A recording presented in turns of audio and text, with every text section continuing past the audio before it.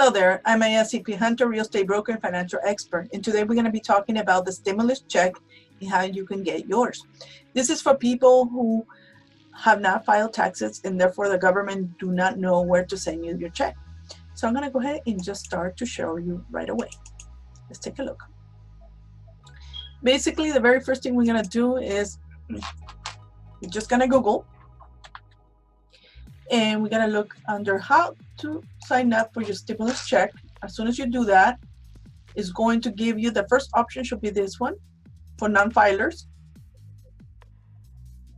Okay, enter your payment information here. This is for people, again, who the government do not know where your tax returns, you have non-tax return for whatever reasons, and they don't have your banking information.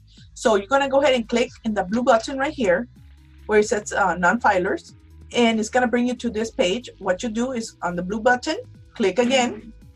Once you do that, it's going to prompt you to create your username and password. So you're going to for people who have a hard time remembering username and password, write this information in a safe place for yourself.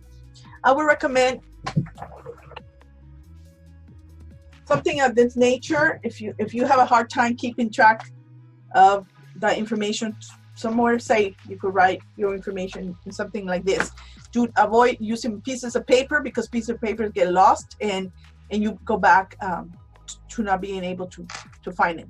So now what you do is you create your most frequent, I would say the email account that you check on the most. That's what I would use. Your username, keep it simple. Your phone number, I would use it just because it recognizes sometimes your account with your phone number.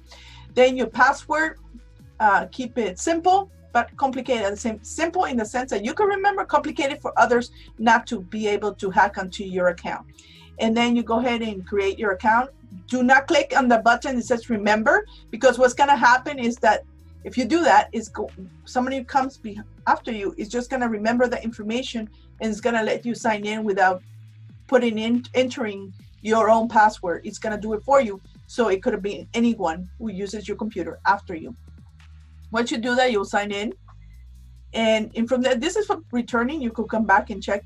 But for first-time users, once you do that, it's going to prompt you to give them your routing number and account number. So step 2. Now we're going to go here. This is for our, this is a credit union. And of course, give me 1 second. We have a guest here for the credit union and for people who don't know the routing number of their account. So the routing number will be this number. If you have a check, it will be from left to right, it's going to be the first serial of numbers.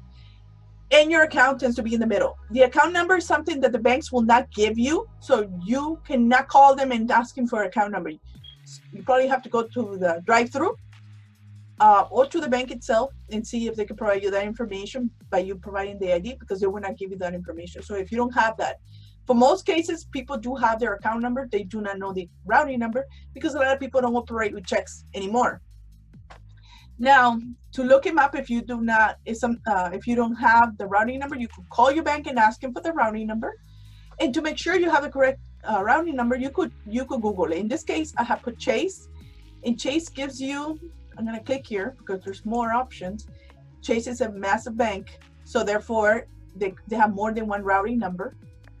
And you go all the way to the bottom, you're going to see what state you're in. So if you're in California, this is the routing number you'll be using, the 322271627. And for smaller credit unions, there should be no problem finding it. For example, if I show you that credit union, RVFCU, it will prompt you right away that this is the routing number, and that's what you need to use. Let's see, Wells Fargo or B of A. Again, another big bank. This is the routing number. You could put your state, it narrows it down. And then again, it will show you the options, and they have so many because they're a big bank. And if you're not sure, again, you could go ahead and give them a call, but this one, it will give you, it should be here. They give you the same information I just mentioned, the first numbers on your account, but if you don't have checking, so that's not gonna do you any good. This one is not very friendly, as you can see. If you have bigger banks, I would just go ahead and call them. If you have smaller credit unions, I could Google it. just Google it. And I hope this has helped you. Again, if you have a checking account, it makes it easier. And I know that there are other websites where you can register. I would just be in the safe side, just because there's so many copycatters and so many people taking advantage of others, that if you go into the wrong site, you might be giving away all that information. Well, I hope this has helped you. Till next.